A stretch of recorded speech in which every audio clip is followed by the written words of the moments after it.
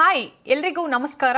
ಕರ್ನಾಟಕ ಟಿವಿಗೆ ಸ್ವಾಗತ. ನಾನು ವಿದ್ಯಶ್ರೀ. ರಾಜ್ಯದಲ್ಲಿ ತೀವ್ರ ಕುತೂಹಲವನ್ನ ಮೂಡಿಸಿದ್ದಂತಹ ಸಚಿವ ಸಂಪುಟ ವಿಸ್ತರಣೆಗೆ ಇಂದು ನೂತನ ಸಚಿವರು ಪ್ರಮಾಣ ವಚನವನ್ನ ಸ್ವೀಕರಿಸಿದ್ದಾರೆ. ಎನ್ ಚೆಲುವರಾಯಸ್ವಾಮಿ, ಎಚ್.ಸಿ. ಬಾಲಕೃಷ್ಣ, ಸಂತೋಷ್ ಲಾಡ್, ಬಸವರಾಜ ರಾಯರೆಡ್ಡಿ ಸೇರಿದಂತೆ ಹಲವು ಹಿರಿಯ ನಾಯಕರು ಮತ್ತೆ ಪಕ್ಷಾಂತರಗೊಂಡಂತಹ ನಾಯಕರು ಕೂಡ ಸಂಪುಟವನ್ನ ಸೇರಿದ್ದಾರೆ. ನೂತನ ಸಚಿವರ ಸಂಪೂರ್ಣ ವಿವರ ಹಾಗೆ ಅವರ ರಾಜಕೀಯ ಹಿನ್ನೆಲೆಯ ಮಾಹಿತಿ ಇಲ್ಲಿದೆ. ಮೊದಲನೇದಾಗಿ ಎಚ್.ಸಿ. ಬಾಲಕೃಷ್ಣ. ಮಾಗಡಿ ಕ್ಷೇತ್ರದ ಶಾಸಕರಾದಂತಹ ಎಚ್.ಸಿ. ಬಾಲಕೃಷ್ಣ ಅವರು ಒಟ್ಟು 5 ಬಾರಿ ಶಾಸಕರಾಗಿ ಆಯ್ಕೆಯಾಗಿದ್ದು ಪ್ರಸ್ತುತ KRDCL ಅಧ್ಯಕ್ಷರಾಗಿ ಕಾರ್ಯವನ್ನ ನಿರ್ವಹಿಸ್ತಾ ಇದ್ದಾರೆ. ಇವರು ತಮ್ಮ ರಾಜಕೀಯ ಜೀವನವನ್ನ 1994ರಲ್ಲಿ ಬಿಜೆಪಿಯಿಂದ ಆರಂಭ ಮಾಡಿ ಬಳಿಕ JDS ಅನ್ನ ಸೇರಿ ಸತತವಾಗಿ ಗೆಲುವನ್ನ ಸಾಧಿಸಿದ್ರು. ನಂತರ 2018ರಲ್ಲಿ ಕಾಂಗ್ರೆಸ್ ಪಕ್ಷಕ್ಕೆ ಸೇರ್ಪಡೆಯಾಗಿ ಪ್ರಸ್ತುತ ಸಚಿವರಾಗ್ತಾ ಇದ್ದಾರೆ. ಇನ್ನ ಎರಡನೇದಾಗಿ ಶಿವರಾಜ ಸಂಗಪ್ಪ ತಂಗಡಿಗಿ. ಕನಕಗಿರಿ ಕ್ಷೇತ್ರದ ಶಿವರಾಜ ಸಂಗಪ್ಪ ತಂಗಡಿಗಿ ಅವರು BSc ಪದವೀಧರರಾಗಿದ್ದು 3 ಬಾರಿ ಶಾಸಕರಾಗಿ ಆಯ್ಕೆಯಾಗಿದ್ದಾರೆ. ಇವರು 2008ರಲ್ಲಿ ಪಕ್ಷೇತರ ಅಭ್ಯರ್ಥಿಯಾಗಿ ಗೆದ್ದು ಬಿಜೆಪಿಯ BS ಯಡಿಯೂರಪ್ಪ ಅವರ ಸರ್ಕಾರದಲ್ಲಿ ಸಚಿವರಾಗಿದ್ರು. ತದನಂತರ 2013ರ ಚುನಾವಣೆಗೂ ಮುನ್ನ ಕಾಂಗ್ರೆಸ್ ಪಕ್ಷಕ್ಕೆ ಸೇರ್ಪಡೆಗೊಂಡು ಪ್ರಸ್ತುತ ಕನ್ನಡ ಮತ್ತು ಸಂಸ್ಕೃತಿ ಹಾಗೂ ಹಿಂದುಳಿದ ವರ್ಗಗಳ ಕಲ್ಯಾಣ ಇಲಾಖೆಯ ಸಚಿವರಾಗಿದ್ದಾರೆ. ಇನ್ನು ಮೂರನೇದಾಗಿ ನೋಡೋದಾದ್ರೆ ಸಂತೋಷ್ ಲಾಡ್ ಅವರು. ಕಲಘಟಗಿ ಕ್ಷೇತ್ರದ ಸಂತೋಷ್ ಲಾಡ್ ಅವರು ವಾಣಿಜ್ಯ ಪದವೀಧರರಾಗಿದ್ದು 4 ಬಾರಿ ಶಾಸಕರಾಗಿ ಹಾಗೂ 2 ಬಾರಿ ಸಚಿವರಾಗಿ ಕಾರ್ಯವನ್ನ ನಿರ್ವಹಿಸಿದ್ದಾರೆ. ಇವರು 2003ರಲ್ಲಿ ಜಾತ್ಯತೀತ ಜನತಾದಳ ಅಂದ್ರೆ JDS ಪಕ್ಷದಿಂದ ಸಂಡೂರು ಶಾಸಕರಾಗಿ ಆಯ್ಕೆಯಾಗುವ ಮೂಲಕ ರಾಜಕೀಯಕ್ಕೆ ಪಾದಾರ್ಪಣೆಯನ್ನ ಮಾಡಿದ್ರು. ನಂತರ 2007ರಲ್ಲಿ ಕಾಂಗ್ರೆಸ್ ಪಕ್ಷಕ್ಕೆ ಸೇರ್ಪಡೆಗೊಂಡು ಪ್ರಸ್ತುತ ಕಾರ್ಮಿಕ ಸಚಿವರಾಗಿ ಜವಾಬ್ದಾರಿಯನ್ನ ನಿರ್ವಹಿಸ್ತಾ ಇದ್ದಾರೆ. 4ನೇದಾಗಿ ಬಸವರಾಜ ರಾಯರೆಡ್ಡಿ. ಯಲಬುರ್ಗಾ ಕ್ಷೇತ್ರದ ಹಿರಿಯ ನಾಯಕ ಬಸವರಾಜ ರಾಯರೆಡ್ಡಿ ಅವರು 6 ಬಾರಿ ಶಾಸಕರಾಗಿ ಮತ್ತೆ 11ನೇ ಲೋಕಸಭೆಯ ಸಂಸದರಾಗಿ ಸೇವೆಯನ್ನ ಸಲ್ಲಿಸಿದ್ದಾರೆ. ಇವರು 1980ರ ದಶಕದಲ್ಲಿ ಜನತಾದಳ ಹಾಗೂ ಜನತಾದಳ ಯು ಮೂಲಕ ಶಾಸಕ ಮತ್ತೆ ಸಂಸದರಾಗಿದ್ದು 2000 ದಶಕದ ಆರಂಭದಲ್ಲಿ ಕಾಂಗ್ರೆಸ್ ಪಕ್ಷಕ್ಕೆ ಸೇರ್ಪಡೆಗೊಂಡಿದ್ರು. ಹಿಂದೆ ಉನ್ನತ ಶಿಕ್ಷಣ ಸಚಿವರಾಗಿದ್ದಂತಹ ಇವರು CM ಆರ್ಥಿಕ ಸಲಹೆಗಾರರಾಗಿಯೂ ಕೂಡ ಕೆಲಸವನ್ನ ನಿರ್ವಹಿಸಿದ್ದಾರೆ. ಇನ್ನ ಬಿ ನಾಗೇಂದ್ರ ಅವರು. ಇವರು ಬಳ್ಳಾರಿ ಗ್ರಾಮಾಂತರ ಕ್ಷೇತ್ರದ ಬಿ ನಾಗೇಂದ್ರ ಅವರು BCom ಪದವೀಧರರಾಗಿದ್ದು ಒಟ್ಟು 4 ಬಾರಿ ಶಾಸಕರಾಗಿ ಆಯ್ಕೆಯಾಗಿದ್ದಾರೆ. ಇವರು 2008ರಲ್ಲಿ ಪಕ್ಷೇತರರಾಗಿ ಗೆದ್ದು 2013ರಲ್ಲಿ ಬಿಜೆಪಿಯಿಂದ ಹಾಗೂ 2018ರಲ್ಲಿ ಕಾಂಗ್ರೆಸ್ ಪಕ್ಷಕ್ಕೆ ಸೇರ್ಪಡೆಯಾಗಿ ಗೆಲುವನ್ನ ಸಾಧಿಸಿದ್ರು. ಹಿಂದೆ ಪರಿಶಿಷ್ಟ ಪಂಗಡಗಳ ಕಲ್ಯಾಣ, ಯುವ ಸಬಲೀಕರಣ ಮತ್ತು ಕ್ರೀಡಾ ಸಚಿವರಾಗಿ ಜವಾಬ್ದಾರಿಯನ್ನ ನಿರ್ವಹಿಸಿದ್ದಾರೆ. ನಂತರ ಎನ್ ಚೆಲುವರಾಯಸ್ವಾಮಿ. ನಾಗಮಂಗಲ ಕ್ಷೇತ್ರದ ಎನ್ ಚೆಲುವರಾಯಸ್ವಾಮಿ ಅವರು 4 ಬಾರಿ ಶಾಸಕರಾಗಿ ಹಾಗೆ 1 ಬಾರಿ ಲೋಕಸಭಾ ಸದಸ್ಯರಾಗಿ ಸೇವೆಯನ್ನ ಸಲ್ಲಿಸಿದ್ದಾರೆ. ಆರಂಭದಲ್ಲಿ ಇವರು JDS ಪಕ್ಷದ ಪ್ರಭಾವಿ ನಾಯಕರಾಗಿದ್ದರು. ಆರೋಗ್ಯ ಮತ್ತು ಸಾರಿಗೆ ಸಚಿವರಾಗಿದ್ದಂತಹ ಇವರು ನಂತರ ಕಾಂಗ್ರೆಸ್ ಪಕ್ಷಕ್ಕೆ ಸೇರ್ಪಡೆಯಾಗಿ ಕೃಷಿ ಸಚಿವರಾಗಿ ಕೂಡ ಕಾರ್ಯವನ್ನ ನಿರ್ವಹಿಸಿದ್ದಾರೆ. ನೆಕ್ಸ್ಟ್ ರುದ್ರಪ್ಪ ಲಮಾಣಿಯವರು. ಹಾವೇರಿ SC ಮೀಸಲು ಕ್ಷೇತ್ರದ ಶಾಸಕರಾದಂತಹ ರುದ್ರಪ್ಪ ಲಮಾಣಿಯವರು BA LLB ಪದವೀಧರರಾಗಿದ್ದು ಸತತವಾಗಿ ಕಾಂಗ್ರೆಸ್ ಪಕ್ಷದಲ್ಲಿ ಇತ್ಕೊಂಡು 3 ಬಾರಿ ಶಾಸಕರಾಗಿ ಆಯ್ಕೆಯಾಗಿದ್ದಾರೆ.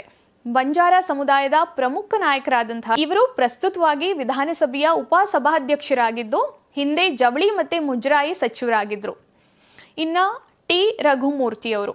ಇವರು ಚಳ್ಳಕೆರೆ ST ಮೀಸಲು ಕ್ಷೇತ್ರದ ಟಿ ರಘುಮೂರ್ತಿಯವರು ವೃತ್ತಿಯಲ್ಲಿ ಇಂಜಿನಿಯರ್ ಆಗಿದ್ದು ಸರ್ಕಾರಿ ಸೇವೆಗೆ ರಾಜೀನಾಮೆಯನ್ನ ನೀಡಿ ಕಾಂಗ್ರೆಸ್ ಪಕ್ಷದ ಮೂಲಕ ರಾಜಕೀಯವನ್ನ ಪ್ರವೇಶಿಸಿದ್ರು. ಸತತವಾಗಿ ಕಾಂಗ್ರೆಸ್ ಪಕ್ಷದಲ್ಲಿ ಇತ್ಕೊಂಡು 3 ಬಾರಿ ಅಂದ್ರೆ 2013, 2018 ಮತ್ತು 2023ರಲ್ಲಿ ಗೆದ್ದು ಹ್ಯಾಟ್ರಿಕ್ ಹೀರೋ ಅಂತ ಅನ್ಸ್ಕೊಂಡಿದ್ದಾರೆ.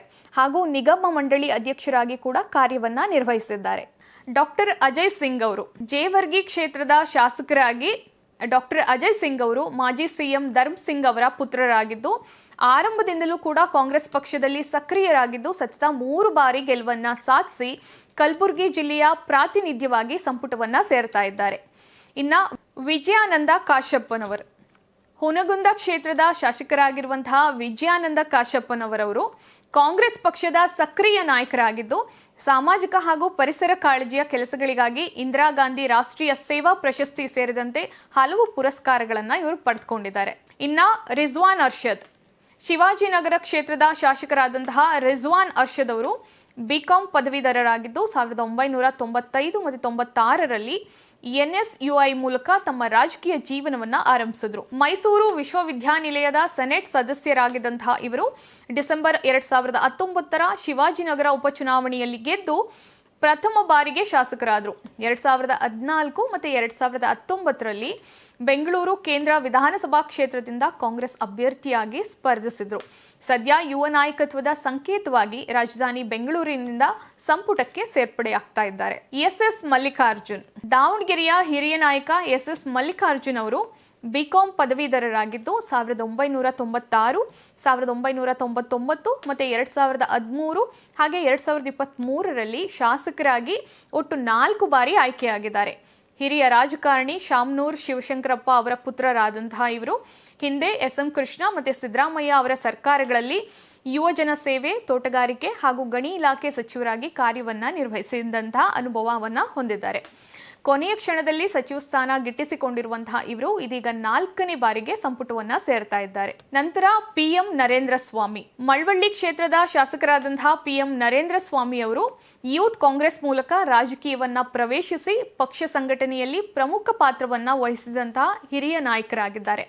2013ರಲ್ಲೇ ಸಚಿವ ಸ್ಥಾನದ ರೇಸ್ನಲ್ಲಿದ್ದಂತಹ ಇವರಿಗೆ 2023ರಲ್ಲಿ ಸಚಿವ ಸ್ಥಾನ ಕೈತಪ್ಪಿತು. ಹೈಕಮಾಂಡ್ ಹಾಗೂ ರಾಹುಲ್ ಗಾಂಧಿ ಅವರೊಂದಿಗೆ ನೇರ ಸಂಪರ್ಕ ಹೊಂದಿರುವಂತಹ ಮೂಲ ಕಾಂಗ್ರೆಸ್ನ ಈ ಹಿರಿಯ ನಾಯಕರಿಗೆ ಇದೀಗ ಅರ್ಹ ಮಣೆ ಹಾಕಿ ಸಂಪುಟಕ್ಕೆ ಸೇರ್ಪಡೆಗೊಳಿಸಲಾಗಿದೆ.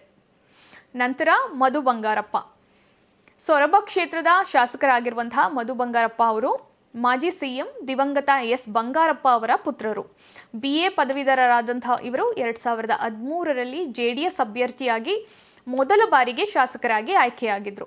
ಜುಲೈ 2021ರಲ್ಲಿ ಕಾಂಗ್ರೆಸ್ ಅನ್ನ ಸೇರಿ 2023ರಲ್ಲಿ ತಮ್ಮ ಸಹೋದರನ ವಿರುದ್ಧ ಭರ್ಜರಿ ಗೆಲುವನ್ನ ಸಾಧಿಸಿ ಪ್ರಸ್ತುತ ಪ್ರಾಥಮಿಕ ಮತ್ತು ಪ್ರೌಢಶಾಲೆಯ ಸಚಿವರಾಗಿ ಕಾರ್ಯವನ್ನ ನಿರ್ವಹಿಸ್ತಾ ಇದ್ದು ಇದೀಗ 2ನೇ ಬಾರಿಗೆ ಸಂಪುಟಕ್ಕೆ ಆಯ್ಕೆಯಾಗಿದ್ದಾರೆ. ನೆಕ್ಸ್ಟ್ ಪುಟ್ಟರಂಗ ಶೆಟ್ಟಿ.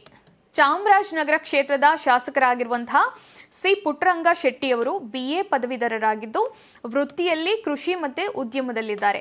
2008ರಲ್ಲಿ ಮೊದಲ ಬಾರಿಗೆ ಶಾಸಕರಾಗಿ ಆಯ್ಕೆಯಾದಂತಹ ಇವರು 2013, 2018 ಮತ್ತು 2023ರಲ್ಲಿ ಸತತವಾಗಿ ಗೆದ್ದು 4ನೇ ಬಾರಿಗೆ ಶಾಸಕರಾಗಿದ್ದಾರೆ. MSIL ಅಧ್ಯಕ್ಷರಾಗಿ ಸೇವೆಯನ್ನ ಸಲ್ಲಿಸಿರುವಂತಹ ಇವರು ಪ್ರಭಾವಿ ಹಿಂದುಳಿದ ವರ್ಗಗಳ ನಾಯಕರಾಗಿ ಸಂಪುಟವನ್ನ ಸೇರ್ತಾ ಇದ್ದಾರೆ. ನಂತರ ಲಕ್ಷ್ಮಣ್ ಸವದಿ ಅವರು. ಅಥಣಿ ಕ್ಷೇತ್ರದ ಶಾಸಕರಾಗಿರುವಂತಹ ಲಕ್ಷ್ಮಣ್ ಸವದಿ ಅವರು 4 ಬಾರಿ ಶಾಸಕರಾಗಿ ಮತ್ತೆ 2 ಬಾರಿ ವಿಧಾನಸಭಾ ಪರಿಷತ್ ಅಂದ್ರೆ MLC ಸದಸ್ಯರಾಗಿ ಸೇವೆಯನ್ನ ಸಲ್ಲಿಸಿದಂತಹ ಅನುಭವವನ್ನ ಹೊಂದಿದ್ದಾರೆ. ಹಿಂದೆ ಬಿಜೆಪಿಯಲ್ಲಿದ್ದಂತಹ ಇವರು ಉಪಮುಖ್ಯಮಂತ್ರಿಯಾಗಿ ಸಾರಿಗೆ ಹಾಗೆ ಕೃಷಿ ಸಚಿವರಾಗಿ ಕಾರ್ಯವನ್ನ ನಿರ್ವಹಿಸಿದ್ರು. 2023ರ ವಿಧಾನಸಭಾ ಚುನಾವಣೆಗೂ ಮುನ್ನ ಕಾಂಗ್ರೆಸ್ ಪಕ್ಷಕ್ಕೆ ಸೇರ್ಪಡೆಯಾಗಿ ಭಾರಿ ಅಂತರದ ಗೆಲುವನ್ನ ಸಾಧಿಸಿ ಇದೀಗ ಸಂಪುಟದಲ್ಲಿ ಸ್ಥಾನವನ್ನ ಗಿಟ್ಟಿಸಿಕೊಂಡಿದ್ದಾರೆ. KS ಬಸವಂತಪ್ಪ ಅವರು. ದಾವಣಗೆರೆ ಜಿಲ್ಲೆಯ ಮಾಯಕೊಂಡ SC ಮೀಸಲು ಕ್ಷೇತ್ರದ ಶಾಸಕರಾದಂತಹ KS ಬಸವಂತಪ್ಪ ಅವರು ಕೃಷಿ ಹಿನ್ನೆಲೆಯಿಂದ ಬಂದವರಾಗಿದ್ದಾರೆ. 2023ರ ಚುನಾವಣೆಯಲ್ಲಿ ಪ್ರಥಮ ಬಾರಿಗೆ ಸ್ಪರ್ಧಿಸಿ ಭಾರಿ ಮತಗಳ ಅಂತರದಿಂದ ಗೆಲುವು ಸಾಧಿಸುವ ಮೂಲಕ ಚೊಚ್ಚಲ ಬಾರಿಗೆ ಶಾಸಕರಾಗಿ ಆಯ್ಕೆಯಾಗಿದ್ರು. ಪ್ರಥಮ ಬಾರಿಗೆ ಗೆದ್ದು ಬಂದಂತಹ ಈ ಯುವ ಹೊಸ ಮುಖಕ್ಕೆ ನೂತನ ಸಂಪುಟದಲ್ಲಿ ಸಚಿವ ಸ್ಥಾನದ ಒಲವು ಸಿಕ್ಕಿದೆ. KM ಶಿವಲಿಂಗೇಗೌಡ. ಅರಸೀಕೆರೆ ಕ್ಷೇತ್ರದ ಶಾಸಕರಾದಂತಹ KM ಶಿವಲಿಂಗೇಗೌಡ ಅವರು BA ಪದವೀಧರರಾಗಿದ್ದು ಒಟ್ಟು 4 ಬಾರಿ ಶಾಸಕರಾಗಿ ಆಯ್ಕೆಯಾಗಿದ್ದಾರೆ. ಆರಂಭದಲ್ಲಿ JDS ಪಕ್ಷದ ಹಿರಿಯ ನಾಯಕರಾಗಿದ್ದಂತಹ ಇವರು 2023ರ ಚುನಾವಣೆಗೂ ಮುನ್ನ ಕಾಂಗ್ರೆಸ್ ಪಕ್ಷಕ್ಕೆ ಸೇರ್ಪಡೆಯಾಗಿ ಗೆಲುವನ್ನ ಸಾಧಿಸಿದ್ರು. ಪ್ರಸ್ತುತ ಕರ್ನಾಟಕ ಗೃಹ ಮಂಡಳಿ ಅಧ್ಯಕ್ಷರಾಗಿದ್ದಂತಹ ಇವರಿಗೆ ಇದೀಗ ಸಚಿವ ಸ್ಥಾನ ಲಭಿಸಿದೆ. BZ ಜಮೀರ್ ಅಹ್ಮದ್ ಖಾನ್. ಚಾಮರಾಜಪೇಟೆ ಕ್ಷೇತ್ರದ ಶಾಸಕರಾಗಿರುವಂತಹ BZ ಜಮೀರ್ ಅಹ್ಮದ್ ಖಾನ್ ಅವರು 5 ಬಾರಿ ಶಾಸಕರಾಗಿ ಆಯ್ಕೆಯಾದಂತಹ ಹಿರಿಯ ಕಾಂಗ್ರೆಸ್ನ ನಾಯಕರಾಗಿದ್ದಾರೆ. ವಸತಿ, ಅಲ್ಪಸಂಖ್ಯಾತರ ಕಲ್ಯಾಣ ಹಾಗೂ ವಕ್ಫ್ ಇಲಾಖೆಯ ಸಚಿವರಾಗಿ ಜೊತೆಗೆ ವಿಜಯನಗರ ಮತ್ತು ಬಳ್ಳಾರಿ ಜಿಲ್ಲೆ ಉಸ್ತುವಾರಿ ಸಚಿವರಾಗಿ ಜವಾಬ್ದಾರಿಯನ್ನ ನಿರ್ವಹಿಸುತ್ತಿರುವಂತಹ ಇವರು ಉದ್ಯಮ ಹಾಗೂ ಸಾರಿಗೆ ಕ್ಷೇತ್ರದಲ್ಲಿ ಆಳವಾದ ಹಿನ್ನೆಲೆಯನ್ನ ಹೊಂದಿದ್ದು ಮತ್ತೆ ಸಂಪುಟದಲ್ಲಿ ತಮ್ಮ ಸ್ಥಾನವನ್ನ ಕಾಯ್ದುಕೊಂಡಿದ್ದಾರೆ.